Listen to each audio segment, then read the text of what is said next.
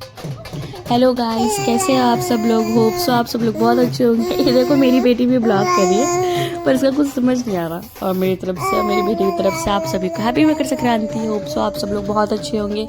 हम लोग दीदी के घर पे गए थे क्योंकि दीदी अपनी सास को मना रही थी मकर संक्रांति में। तो हमने सोचा, मतलब हमने क्या सोचा, सारे कपड़े मैके की तरफ से ही होते हैं जब सास को मनाते हैं, ठंडे गर्म जो भी हैं। तो मैंने ये सोचा कि जब दीदी अपनी सास को मना रही है तो मैं क्यों पीछे रहूँ। मैंने भी फटाफट से कपड़े अरेंज कर लिए और अपनी सास को मनाने के लिए, उनको सरप्राइज़ देने के लिए मैंने कुछ भी नहीं बताया। और मेरी सास और दीदी की सास दोनों मंदिर के बाहर बैठे हुए थे। उनको खूब ढोल ताशे से हम लोग गए उनके पास में। उनकी सास के लिए सरप्राइज़ था उनकी तरफ और मेरी सास के लिए सरप्राइज़ था मेरी तरफ से।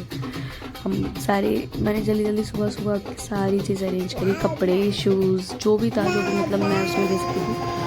फिर ये मंदिर में जाने के समय का है, दीदी अपनी सास को मंदिर में लेके गई और उन्हें मनाया, कपड़े वगैरह पहनाए अच्छे से। ये दीदी ने न्यू सूट खुद ही डिज़ाइन किया था, खुद ही सिला था।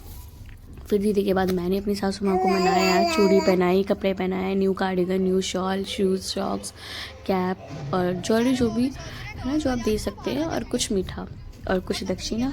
तो ऐसे अपनी सास को मनाते हैं। वैसे तो ये सारे कपड़े वगैरह सब मैके की तरफ से होते हैं, लेकिन ये एकदम अर्जेंट में था, अनप्रिडिक्टेबल था, कुछ भी सोचा नहीं था। तो फिर ये सारी चीज़ें मैंने अरेंज कर ली। अब आगे देखते हैं, कभी मौका मिला तो फिर और अच्छे से मनाएंगे अपनी सासू माँ को, या फिर मम्मी की दुआ रही है और अच्छे से।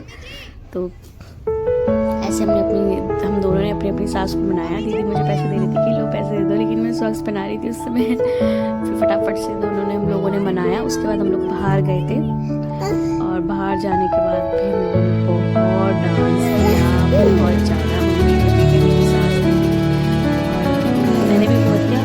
जब हम लोग डांस करते, फिर हम लोग डांस करते हुए ही घर गए थे। दीदी की सास को तो